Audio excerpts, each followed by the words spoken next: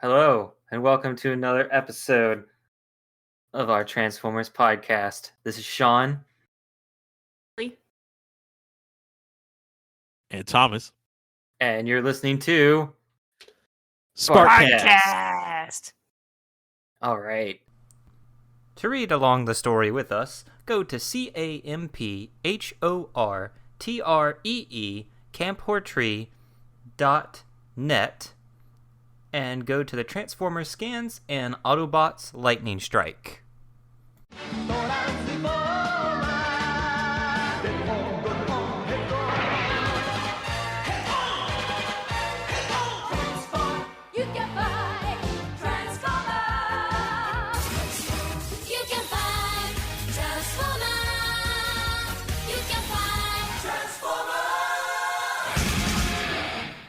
So we got another fun audio adventure for you today.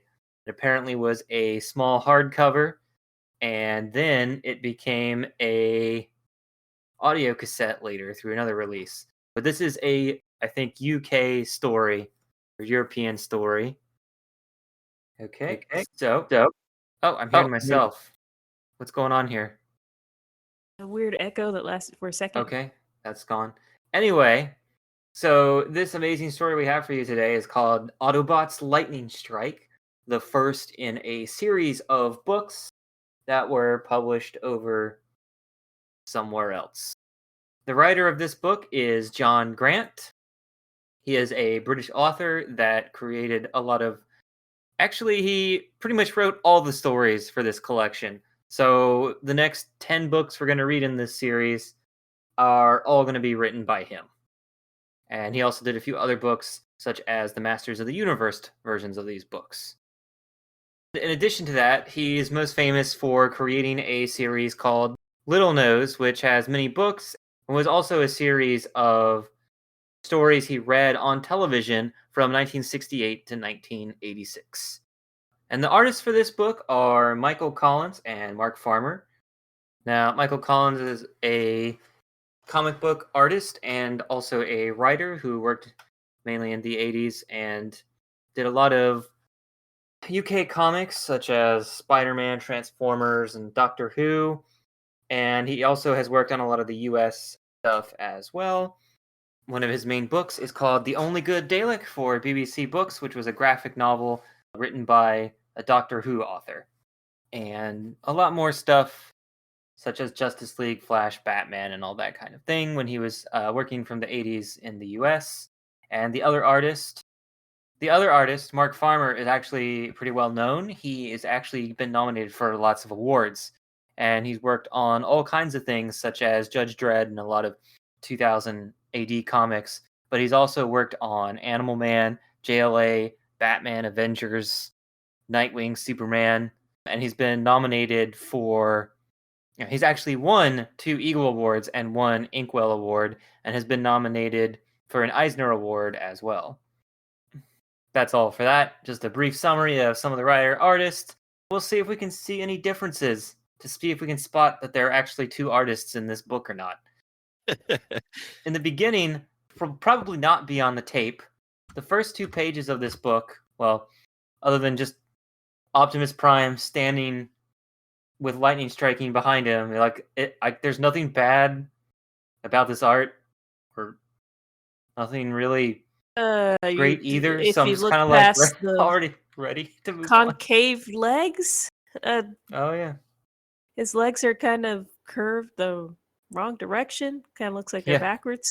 But okay, everything else looks fine. Does Craig keep leaving and joining again?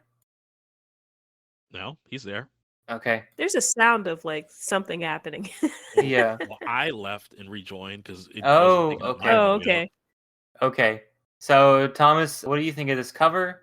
Well, outside of the concave legs, I mean, he does look like he has a beak face. Like his mouth visor is like coming towards a point in a way that I don't really remember. And also, when did he get a golden gun? Oh, yeah. Maybe that's a variant figure only available to exclusive countries. No, I'm just making that up. Is this the title of this book? Is it like foreshadowing what the Autobots going to do instead of having the Decepticons trying to harvest some kind of energy source. The Autobots are really going to take the lead, and they're going to try to harvest lightning instead to finally take down the Decepticons. Oh, that would be cool. We're getting them more proactive. And then the episode would probably be the Decepticons taking it over anyway, just to get energy. Is there a ladybug inside this book? That's what it looks like. I'm pretty sure it's just the series, well, the publisher's logo or something. Oh, yeah. The difference between Optimus is so apparent on the next page because the first page is actually just heroic Autobot, and the second page is evil Decepticons, and it has 6 of each with brief descriptions. But the art for Optimus and Megatron is clearly an artist's rendition of just looking at the action figures. A little strange. Like the legs are very because that's how scrawny and they. I guess that's how they were made. Yeah, so they can just click them together, and yeah, that's really weird. It's a Their drawing. proportions, their heads are so tiny. Yeah. And like Optimus's coloring is done wrong, so his faceplate is colored red like his body down there because he's so small to begin with. I'm going to read the first 2 for the Autobots. You guys want to follow behind? After that, Optimus Prime is the strongest, largest, and wisest of all Autobots. He is kind to all that lives, including those on Earth. When his trailer becomes the command centre, he transforms into the trailer cab to lead the Autobots in their fight against the evil Decepticons. Okay. Hound transforms from a 4-wheel drive vehicle to the Autobot Scout robot. He is brave and loyal to the Autobot cause and likes the planet Earth. Secretly, Hound would like to be a human! Exclamation mark. Oh, really? Well, I'm sorry. Space exclamation mark. I just can't imagine. Editing is a thing here. I can't imagine Hound as a human. Sorry, but haven't we heard that before? Is this from Hound's character description? Or is this a different character in another book that had the same thing? They all want to be humans. Sideswipe forms from a racing car to a warrior robot. He and his twin brother make a powerful team in the never-ending battle against the Decepticons. Huffer transforms from a trap to become the Autobot construction engineer. Although he will mutter and complain, he is a strong and reliable worker. All right. Jazz transforms from a racing car to the Autobot the Autobot Special Operations Agent. He takes on the dangerous missions and is clever and daring. He likes Earth and is always looking to learn more about the planet and its people. Gears transforms from an armored carrier to work as a transport and reconnaissance robot. Like Huffer, he likes to be miserable and find fault in everything. But he has great strength and endurance. He's so small. And why is this again? Of all the characters you can pick, you have 6 Autobots. You pick Huffer and Gears for this story. But anyway, let's see if they also describe the Decepticons. Well, Megatron, leader of the Decepticons, is ruthless and cunning. He transforms from a gun to lead the Decepticons in their fight against the Autobots. Soundwave transforms from a cassette recorder to a Decepticon communicator robot and acts as a radio link for the other Decepticons. He is able to read minds and will use blackmail for his own gain. Soundwave is despised by all, in bold, other Decepticons. Yeah, that's definitely from his character sheet on the figure that they did not end up using for the actual animated series. That they actually didn't like him as well? No, where they say he's despised by everyone and he blackmails people, none of that was ever actually used in the cartoons. Laserbeak is cowardly and will run for safety if he is threatened. He can fly at speeds of up to 250 miles per hour and transform from a spy cassette to the Decepticon interrogation robot. He's never done that before. Starscream transforms from a plane to the Decepticon Air Commander robot. He can fly faster than any of the Decepticons and seeks to replace Megatron as leader. Starscream is ruthless and cruel. And smart. Okay, finding that for yourself. What are you talking about? That's what it says. I mean, that was the original vision of Starscream, for him to be the smartest Transformer. For the record, Soundwave isn't really hated. I kind of like the guy. He's got that voice that sounds like, Lenny Kravitz, or something. But yeah, Rumble is small and tough. Oh God, Rumble. When he transforms from a spy cassette into the demolition robot, he transmits low-frequency ground waves to create powerful earthquakes. I thought he kind of just uses those pounder things he's got on his arms. It's like That's what I usually see him doing. Low frequency. He just smacks the ground really hard. Yeah. I guess there's some waves coming out of there, but he's got to punch the ground to create the waves that then also punch the ground. A lot of jackhammering. Okay. Ravage. No, not Ravage Cassette this time, but just Ravage likes to operate alone and is the craftiest of all the Decepticons. Oh, really? Even he transforms from a spy cassette to a saboteur robot. He's very good at hiding himself in the shadows of the night and can walk around without making a sound. Possibly because he's a cat, right? A cat robot. But yeah, to say he's the craftiest of all Decepticons, okay, yeah. He's kind of like a dumb animal in the story almost.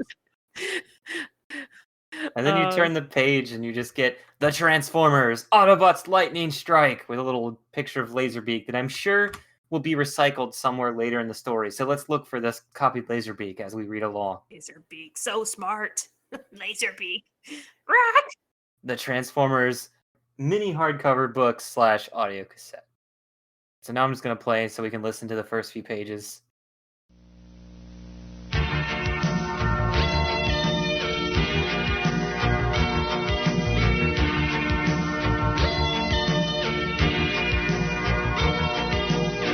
Once, long ago, a race of robot beings called Autobots were forced to wage war against another race of robots called Decepticons to bring peace back to their home planet of Cybertron. As the war went on, chance brought both sides to Earth. They crashed so violently on landing that all the robots lay in the Earth's crust, seemingly without life, for over 4 million years. Suddenly, the energy set in motion by a powerful volcanic eruption gives them life once more, and the war starts all over again here on Earth. The Autobots have to defend themselves. They have to protect this planet of Earth with all its valuable resources and the people who live here, and they must also build a new spaceship if they are to get back to Cybertron. The Transformers, Autobots Lightning Strike. Spike, the young engineer and friend of the Autobots, sat on a rock in the warm sunshine writing up his diary. The air was fresh after the storm which had raged during the night. The rain had fallen in torrents. The thunder had boomed and crashed, and the lightning had lit the innermost parts of the Autobot base. It was strange, wrote Spike. The Autobots thought that they were being attacked by the Decepticons. They rushed to action stations. Optimus Prime and Jazz were ready to repel an attack when the storm passed on.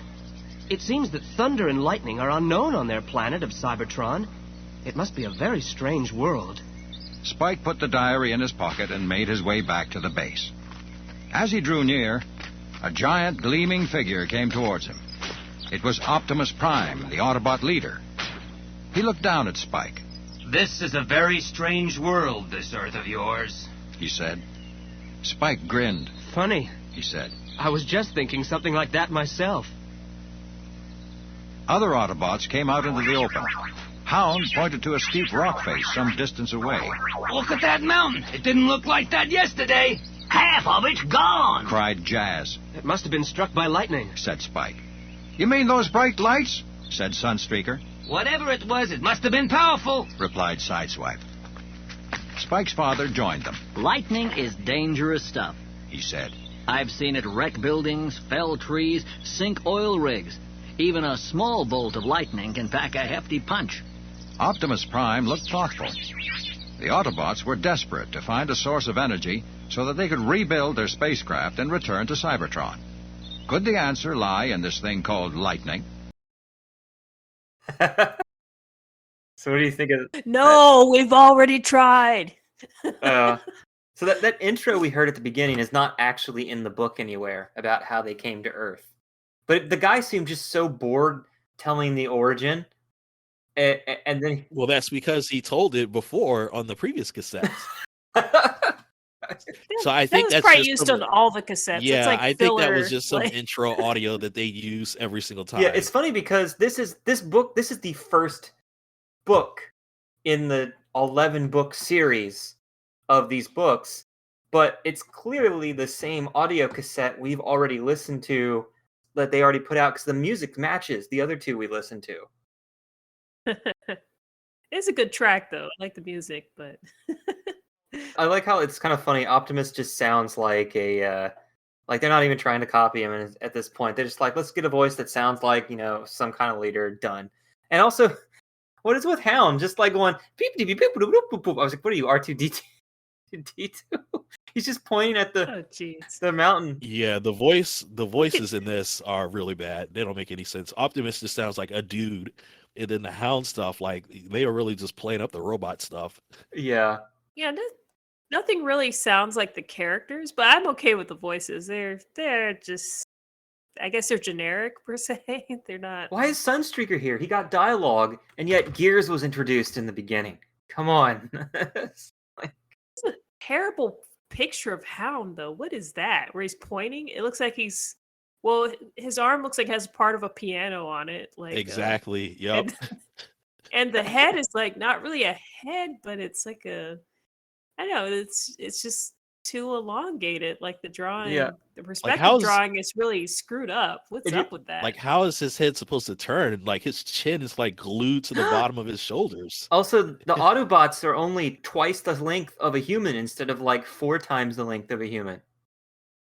Do you see that picture there? Like, Sparkplug's head goes right up to the grill on Optimus Prime. So Optimus is only twice the height of a human.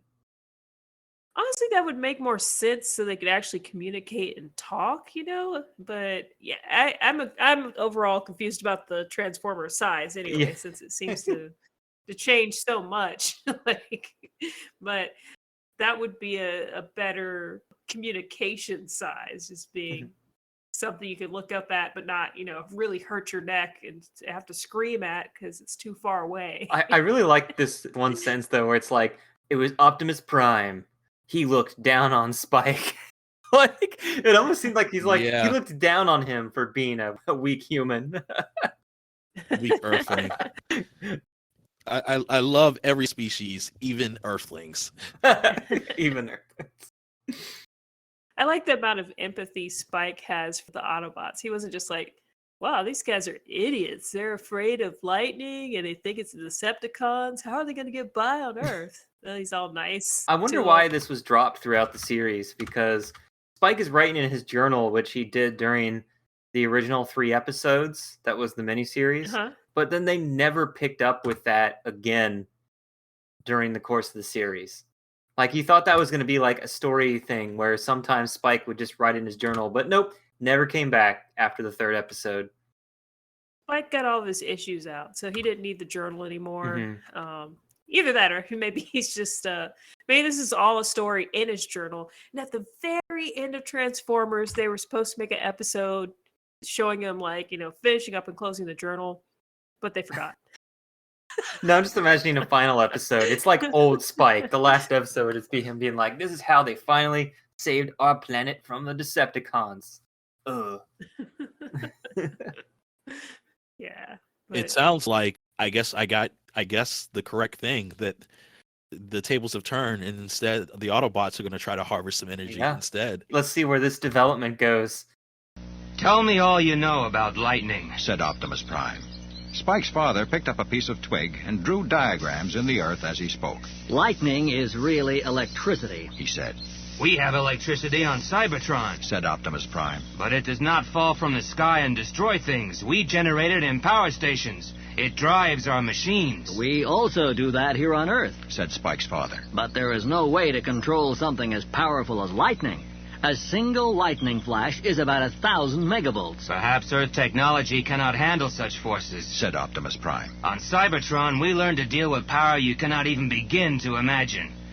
This is a chance we cannot afford to miss. The Autobots must be prepared before the next storm. Tell Huffer I must speak to him. As usual, Huffer complained. Lightning? He muttered. Catch it?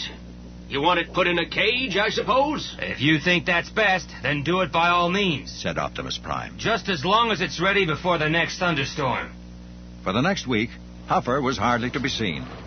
He transformed into his truck disguise and went off on lone searches for materials. Once he returned to base to borrow some tools from Ratchet. Lightning, energy converters. He complained to Ratchet. None of this nonsense on Cybertron. If I was back there now... Another time, Huffer asked Gears to help him to lift some heavy components. Although Gears complained, he did help, but each of them pretended to be more miserable than the other. Huffer worked hard on the project, and finally it was finished. He rolled in one day and spoke to Optimus Prime. I suppose you'll want to see it, he said. Don't suppose I'll get any thanks. Just a worn clutch and a slow puncture. Huffer escorted his leader to a distant mountain. He pointed ahead. Optimus Prime could see nothing unusual. Where is it? He asked. Huffer activated a control on his chest plate, and from the top of the mountain there rose a slender lattice of gleaming metal. Slowly it rose up and stood with its top partly hidden by drifting clouds. According to the Earth people, lightning most often strikes tall objects, said Huffer. There is your lightning collector. It's the tallest thing for hundreds of kilometers. How do we extract the power from the lightning? Asked Optimus Prime. Under the mountain, said Huffer, is a cavern. There I have built the energy converter. We will have a test run during the next thunderstorm. Let's hope that the Decepticons do not find out, said Optimus Prime. But as he spoke, a winged messenger was already on its way back to Decepticon headquarters. It was Laserbeak, carrying news of the latest Autobot activity back to Megatron, leader of the Decepticons.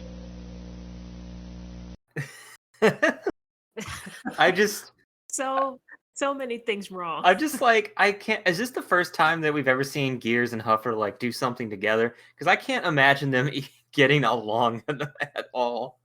The picture's just really funny of Huffer jumping and transforming into a truck. Though they don't look anything like their actual animated counterparts, so they must be drawn from the figures. I didn't realize he was transforming. You know what I thought that was? Because they were talking about hauling junk around.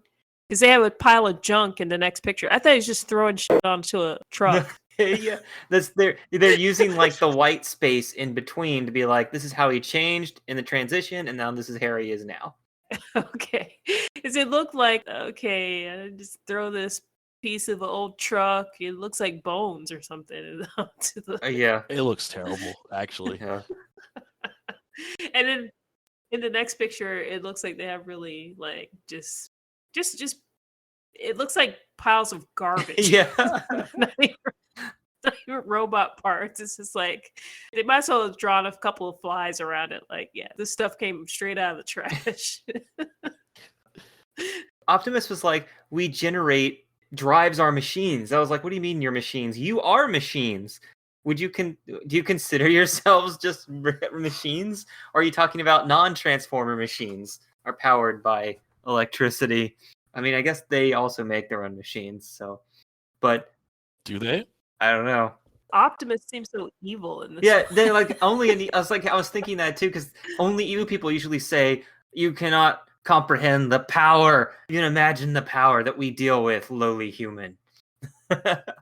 And then isolate themselves to work on something and use the others as slaves.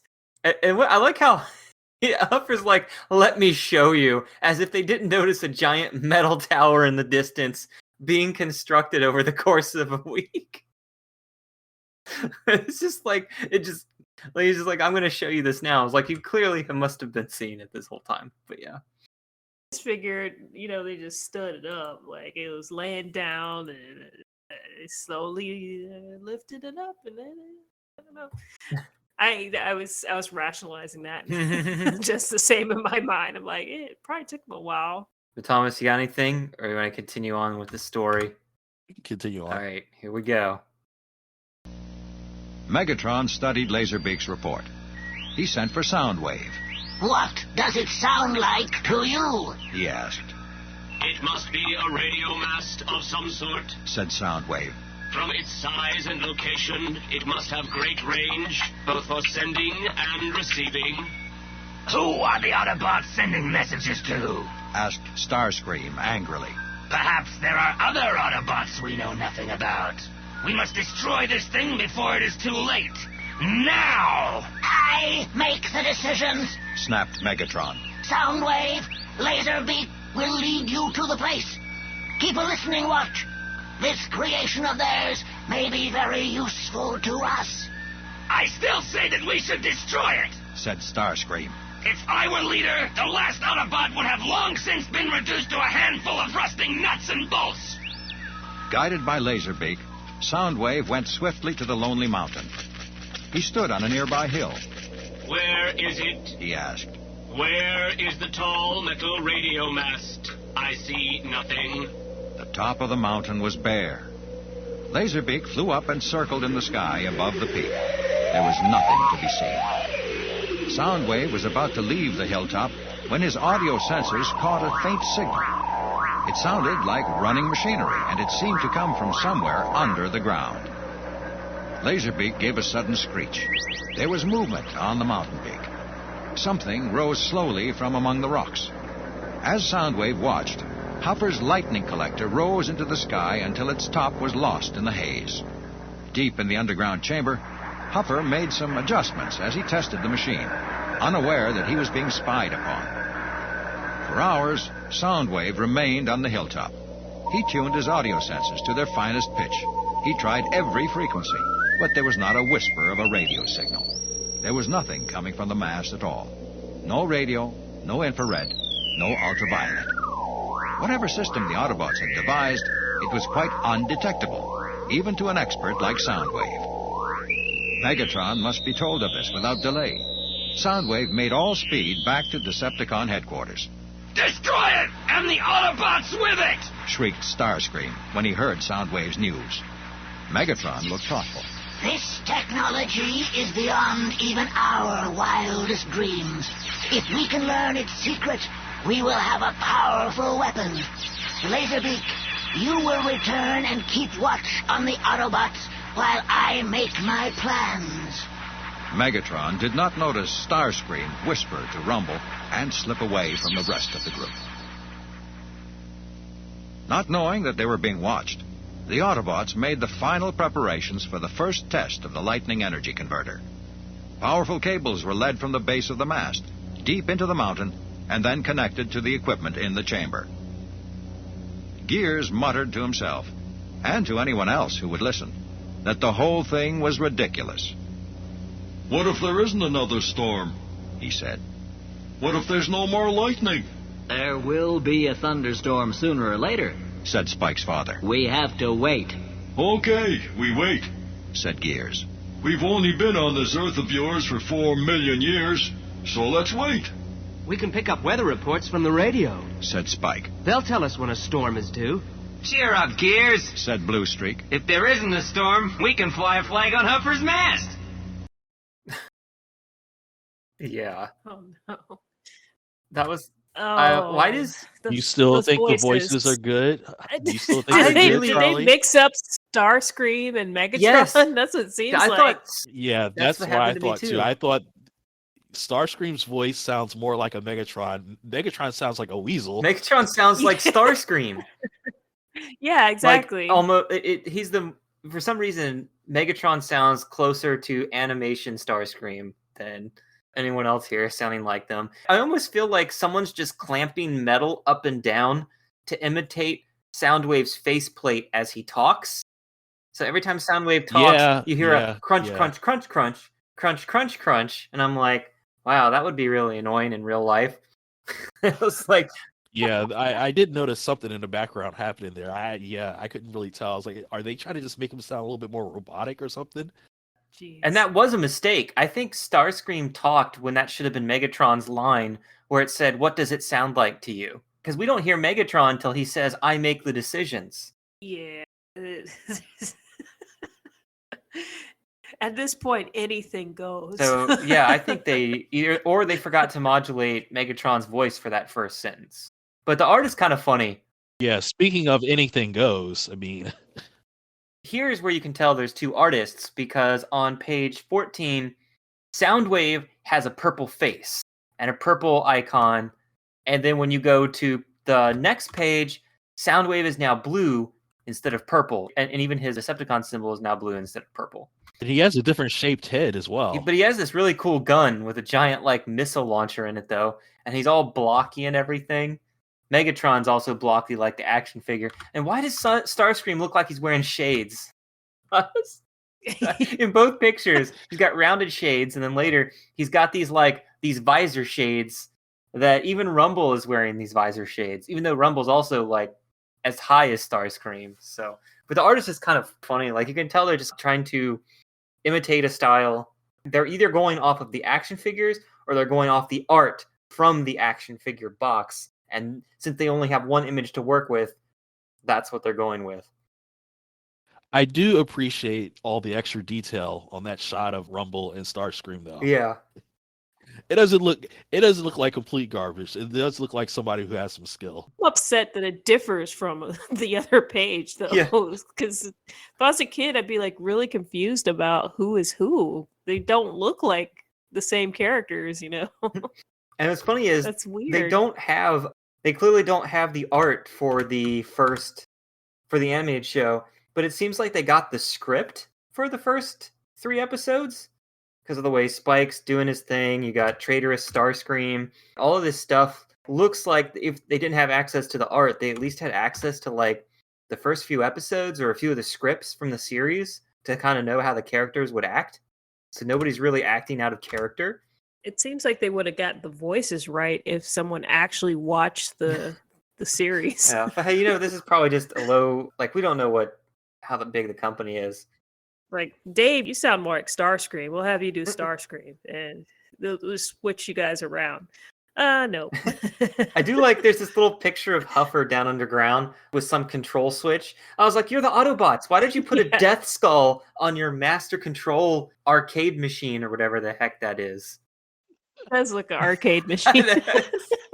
It also, the way the buttons are, kind of makes it flip inward and concave and outward. Like when I try to look at it, it's hard for me to process. There's buttons on the other side of it, on the back of it. It's like a two-man console or something.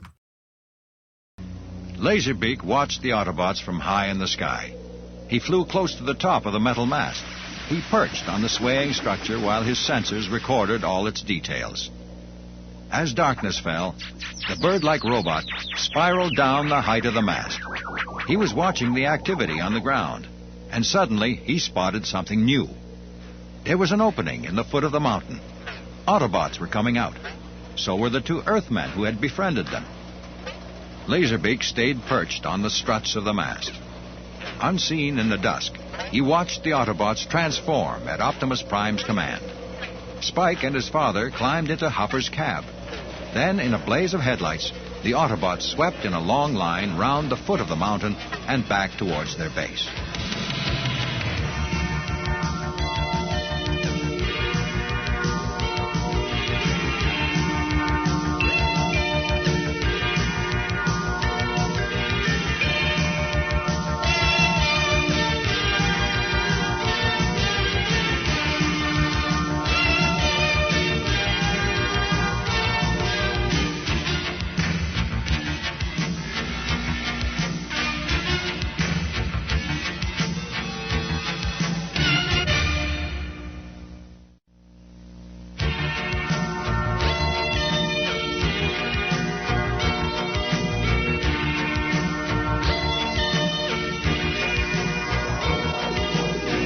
Laserbeak arrived at the Decepticon headquarters, transforming to his other disguise as an audio cassette. Soundwave slotted the cassette into his playback system, and the Decepticons listened to the description of all that Laserbeak had observed. The steel mast was still a mystery, but now it appeared that the Autobots had made something which was hidden inside the mountain. I must know what is so important that they have buried it, said Megatron. I cannot tolerate those creatures knowing something that I do not. We will tear their secret from them. He called for Starscream, but Frenzy said that he'd seen him go off with Rumble. Megatron roared with rage. The mindless vandal! I can guess what he is planning, he cried. We must stop him immediately! Decepticons, scramble! The entire Decepticon force rose into the air and raced at top speed to stop Starscream before he destroyed the Autobots and their secret. Spike stood by the radio, trying to tune into a local station to catch the weather forecast. The sky is clouding over, he said. I shouldn't be surprised if there was another storm soon. He turned the dial again, and there were a few bars of music. The music stopped, and a man's voice spoke. Here is the local weather outlook for the next 24 hours. Temperatures will stay the same, but a moist, warm air stream from the west will move in later with a strong possibility of thunderstorms over the mountains. This is it, cried Spike. A storm coming up. What a planet, muttered Gears. There's going to be a storm, so that's good. If Huffer's equipment is ready, said Optimus Prime, let's not waste time. Autobots, transform! In a moment, the Autobots, with Spike and his father in Hopper's cab, were making their way to the mountain and the lightning energy converter. Storm clouds were already gathering as the Autobots reached the mountain. A few spots of rain fell. At least we'll be under cover in the chamber under the mountain, said Jazz. I wouldn't advise that, said Hopper. We know nothing about this lightning thing. I intend to conduct this test from as far away as possible. There's an overhanging cliff over there, said Optimus Prime. We'll be out of the storm, but still able to see the mountain. Taking up their positions, the Autobots watched as Huffer activated the control on his chest panel. Slowly, the slender mast of the lightning collector rose from the top of the mountain. The clouds began to swirl around the lattice as the first rumbles of the storm sounded in the distance. In the gathering gloom, no one noticed Starscream and Rumble as they slipped into the entrance to the underground chamber. Okay. Gears, do you have, short-term memory loss? Like you were just there earlier, he's like, oh, we've got to wait for a thunderstorm. And then later, he's like, well, what good is a thunderstorm? He was a true empirical scientist at the beginning. He's just like, well, just because there were a thunderstorm yesterday and we've been here for 4 million years doesn't mean there's necessarily going to be one tomorrow. Where's your proof? Yeah, he's like, all the thunder's gone now. And I'm like, oh my God. There's nothing that says there's going to be another thunderstorm. I almost thought that the tape was messing up, but it was really just them imitating him turning a radio and getting lots of static and other stations. Okay. I was like, oh God, what's happening? What's happening to the audio file? And then all of a sudden, oh wait, it's just the radio. Oh, I knew that was just radio sounds. That's how it used to sound back in the day. Yeah. I had a Smurf radio that sounded like that. It never really picked up much of anything. Did you guys appreciate the cameos? What cameos?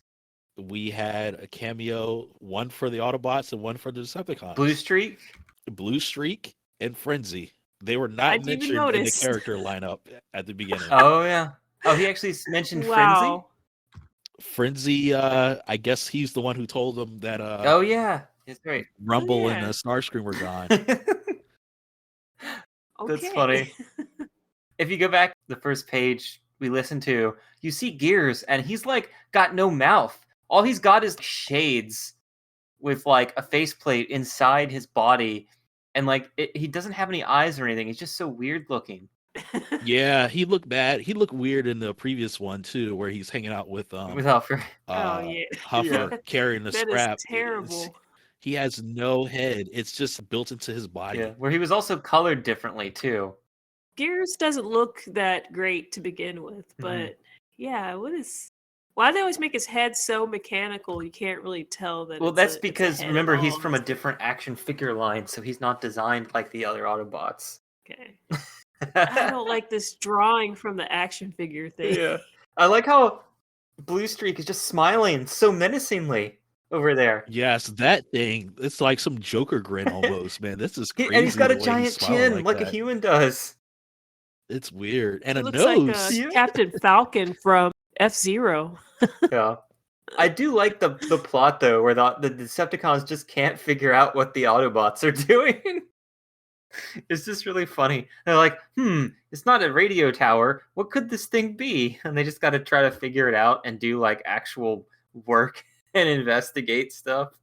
I mean, that's literally what the Autobots do half the time. Yeah. Oh, those Decepticons are messing around. Don't even give them a chance. It's like, we got to go destroy them. We got to go find out what's going on. This time the plot's reversed. The one page is kind of funny when Soundwave is catching Laserbeak. I kind of can see the picture both ways. Like he's holding the tape in his hands, but it also looks like if you look at it another way, he could be pushing his hands through the tape and gripping through Laserbeak. The way the hand looks, it's kind of weird. Speaking of weird, just look at little baby Megatron there flying next to Soundwave. Baby Megatron. Just the way he's drawn is so funny looking. It looks like yeah. I think he's supposed to be in the distance, but yeah, that doesn't look like it. All right, so let's go to the next 4 pages to see what happens now that Starscream has arrived. Starscream stopped in the center of the chamber and looked about him. The walls and roof were bare rock. The floor was paved with smooth plastic sheeting. And in the center of the floor rose a mighty piece of machinery. Starscream walked all around it. From each corner of a head-high stone base, there rose a smooth silver column. Each column supported a silver sphere. Between the columns was a complicated mass of insulators and cables.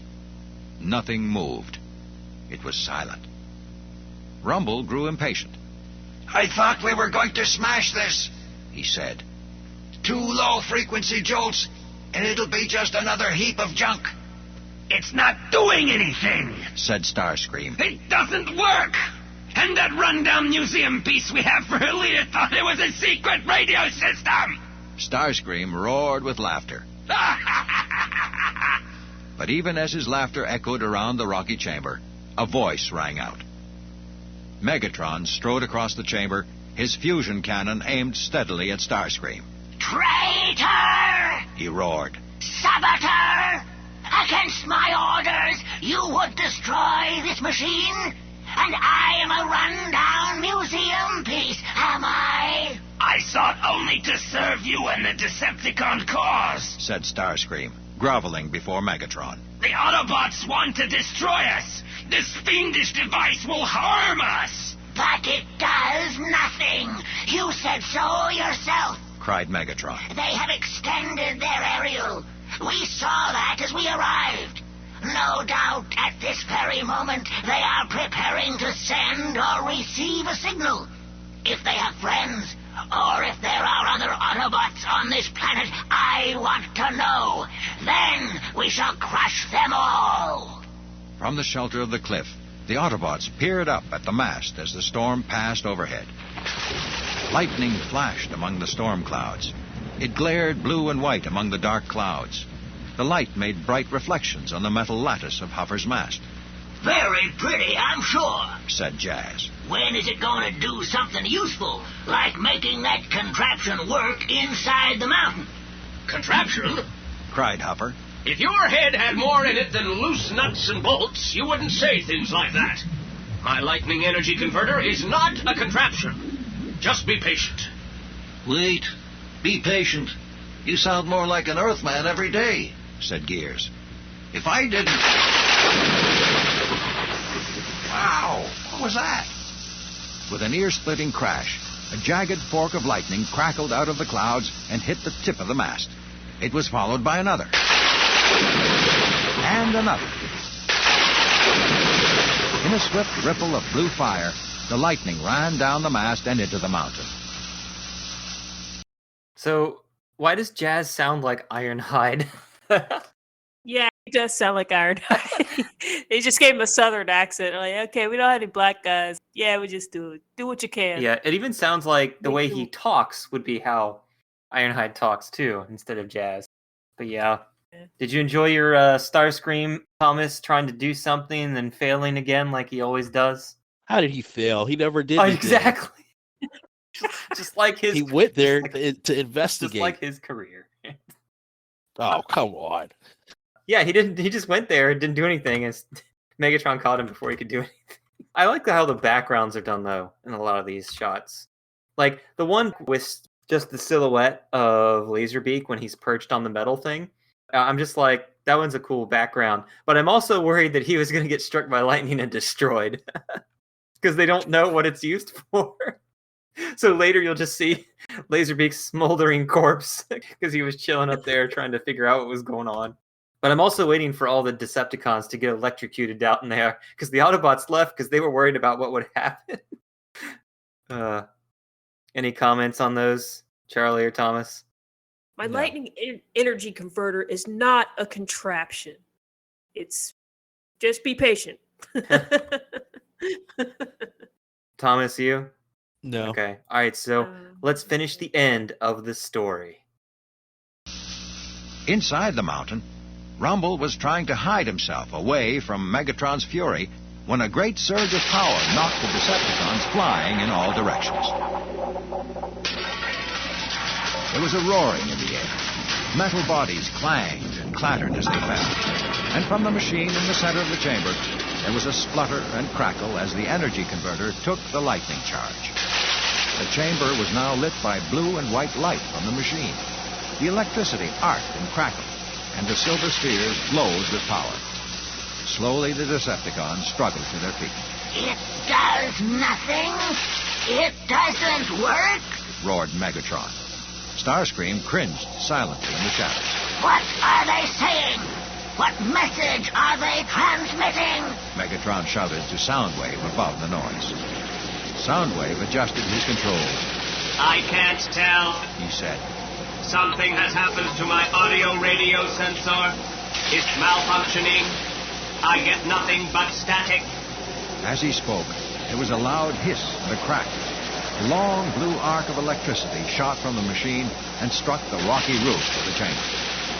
The electricity ran across the roof, then down the walls. They glowed and flickered with the blue light. Skywarp put out a hand to touch one wall. Next moment, he had been hurled in a shower of sparks across the chamber. Skywarp lay on the floor, still giving out sparks. He tried to rise, but instead he began to transform. The transformation stopped halfway. Then, with another shower of sparks, he returned to his plane disguise. Major malfunction to report, he said. But the others weren't listening. Their eyes were on Starscream. If this machine can be started, then it can also be stopped, he shouted. He aimed the null ray projector at one of the silver spheres and fired. As the ray hit the sphere, the electricity ran back down it to Starscream. He was sent sprawling across the floor. The null ray projector was scorched and buckled. It was useless. It's an Autobot trap! Cried Megatron. Retreat! Megatron led the way to the chamber entrance. The air now seemed alive with electrical energy. It arced and sparked from the walls and onto the metal bodies of the Decepticons. Control systems and sensors malfunctioned. Wiring began to burn out. Fuses blew. A cassette shot from Soundwave's chest pack and transformed into Ravage. The mechanical hound, with all his systems malfunctioning, gave a snarl. Then it hurled itself in a savage attack on Megatron, its own leader. Megatron hit out with his metal fist, and Ravage was thrown to the floor in a shower of sparks. Soundwave grabbed the creature and dragged it towards the entrance. But the electricity had been too quick for the stumbling Decepticons. As they reached the rocky arch which led to the open air, a flickering light shot across the opening, forming a curtain of electrical energy. As the retreating Decepticons battled through, creaking and spluttering, they were spotted by the Autobots. Through the rain, which was now pouring down, the Autobots looked in amazement at their scorched and battered enemies. Where did they come from? Said Optimus Prime. Hound watched the Decepticons as they made their way into the open. The rain hissed on hot metal. After they had gone, a train of smoke hung in the air. I thought that I picked up their signals when they first arrived, said Hound. but I wasn't sure. It seems that they thought our energy collector was a radio transmitter. They were trying to discover its secrets. Well, they certainly got the message, said Jazz. Hopper pressed the controls on his chest plate. The mast disappeared into the mountain. Then he went inside to inspect the energy converter. It's a bit bent in places, he said when he rejoined the others. And I haven't got it quite right. It needs some more work on it. As they prepared to leave, Optimus Prime looked across at the mountain. The storm had passed, and the moon shone in a clear sky. Energy from the sky will help us to return to our own world, he said. It will also be our gift to the people of Earth after we have gone.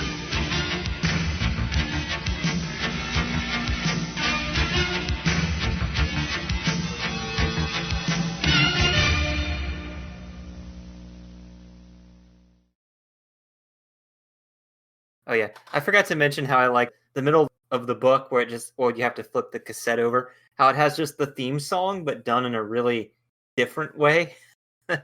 Yeah, that was interesting. Flip the tape over music. Yeah.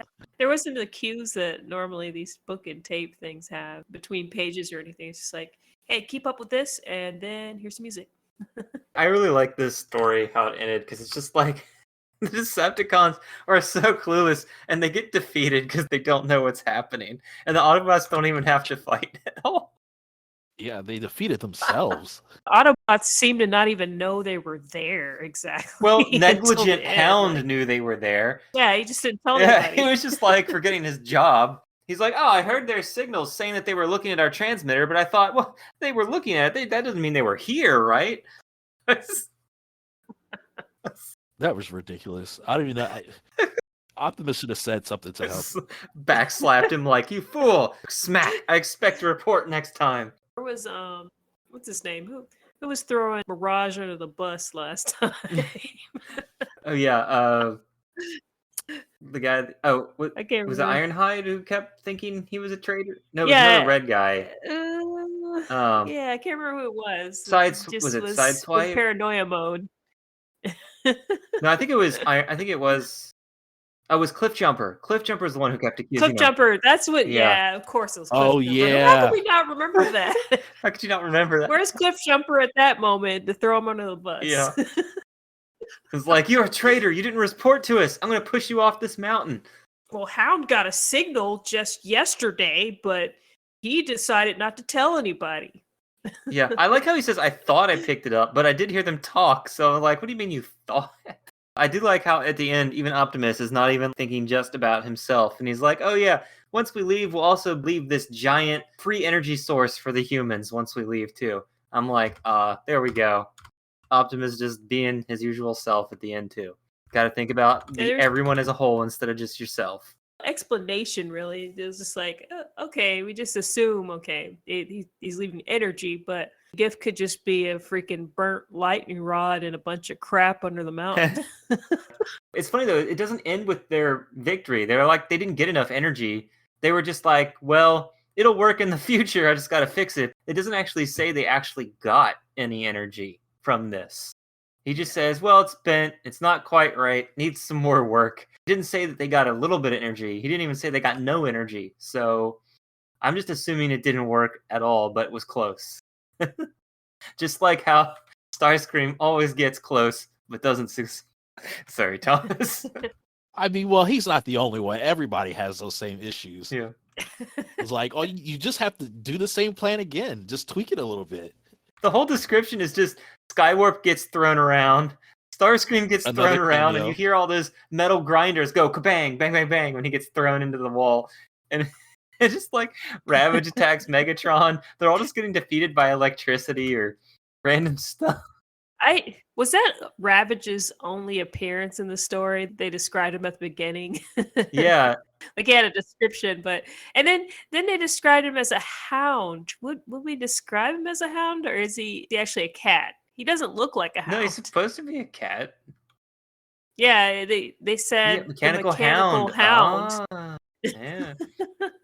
And then he was as an animal. They talked about how intelligent he was at the beginning and cunning, and now it's like, okay, now he's an animal again. He hurled himself in a savage attack on Megatron. And Megatron actually its looks own leader. Megatron actually looks scared. If you look at the images, he's like, "My Yeah. follower, why would you attack me?" Because he's a mechanical cat and not exactly a mechanical humanoid And it's robot a cat that with a has bomb strapped to the Yes, side of that it. bomb is like It has- so ridiculous. It's awesome. has reason and logic and not cat-like thoughts. The art is actually pretty decent. It's not that bad, even if it's just funny because you look at Megatron and he's got this fully deformed human face with nose and chin, and then you look at Optimus and he's just got a faceplate with these giant long Yeah. rectangle eyes. At the end, that picture doesn't really. It just doesn't show the splendor of Optimus Prime. For some reason, the back of the book is not scanned here, so I don't know if it actually had a summary or showed anything on the back here too. And there's a god awful picture of Hound again, which must be from an action figure right next to Optimus's picture. It's really blocky again. Yeah, he's got a nose and a I chin. guess it's just what it looked like. He's got a nose and a chin, but he's also wearing shades like Starscream. It's just like his head on a Jeep body, and it's just So you can just take your thumb and pop his head right into the Jeep. Boom, problem solved. Now you don't have to transform something. He's got to pop it in and out. He just doesn't look like he's so blocky and so square. He doesn't have the the fully rendered look of the other guys. Oh, and I guess Rumble was safe because he tried to hide from Megatron, so he didn't end up getting shocked by the electricity, right? And even while it's happening, they're like, "Quick, what are they transmitting?" And then he's like, "It's a trap. Run away." What did you think of the story as a whole, Thomas? It was okay. It was fine. I mean, I guess I do think it was kind of interesting to see that it was the Autobots this time that were coming up with some weird energy harvesting scheme. But it was so harmless to humans because humans aren't using lightning for anything. It's totally harmless. They're not breaking into a power plant to take free lightning and like channel it down to Earth and blow things up with it. That's fine. Yeah, they did it the right way, unlike the Decepticons. Yeah, the Decepticons will just, tap into the human power grid and just suck that dry. Terrorize people, rip open a building. Did you like the story, Charlie? What did I feel about the story? I something about it is kind of typical, like that whole format of them arbitrarily defeating their enemies. It just seems like a kind of a Scooby-Doo plot line. Well, it's funny because that never happens in the show. I don't think they ever just defeat themselves. Whereas the Autobots did absolutely nothing. It's just so funny because it's not something that typically I've seen in the show. So did you like it? Okay, ambivalent, or still? Oh, yeah, I think it's reasonable for a kid's book, I guess. Like, it's just, I just remember a lot of stories like that as a kid. Like, that was pretty typical. How were the voices in those stories? Were they just as bad? They don't always match up to the TV characters. I had a lot of books on tape as a kid. I like when they throw a little bit of music from the series in there. Ewok's Adventure and all those. Yeah, I just remember having the He-Man and the DuckTales one, and they actually they weren't original stories. They were just the episode in audio cassette, so it was all the same voices. Oh, really? Yeah.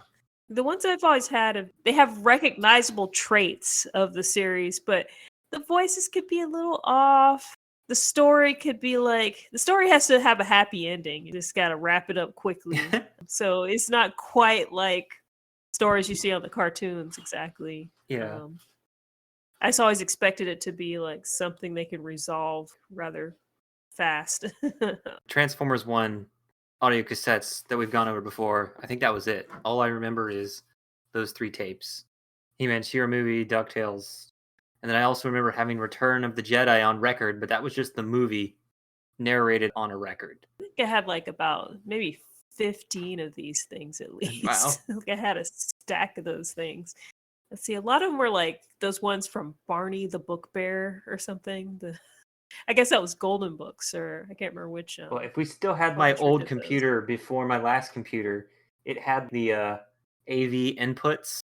You could have easily just hooked up your boombox to the computer, and then I could have recorded the audio tape in real time. And Oh, then yeah. all the scratchiness that comes with that audio cassette perfectly preserved for all time as a digital file. Oh yeah, my dad has like a lot of old equipment. I've been meaning to do that. Like some things I actually did transfer to digital format before. Yeah. But I just miss like yeah. I did that a lot. Like you could also hook up your record player and do that, but I never did that because I just Yeah, like you just have to pipe the audio in some way, like just do an analog cord. I made a cord that was it was like a headset jack, and then I just connected it to the record player, in and out the white and red audio cable. Mhm. And it worked just fine, but of course, still the quality of the sound coming across is it's analog crunchy quality sometimes. You can fashion something to just ghetto rig it. Yeah, any final thought before we close out today? Nope. Quite an enjoyable jaunt. I love a book on tape. I feel like I would pick this up in a used bookstore if I saw it. Not that I probably will because it was not published in America. So, thanks for listening to this audio cassette of Autobots Lightning Strike. Signing off, this is Sean. Charlie. And Thomas.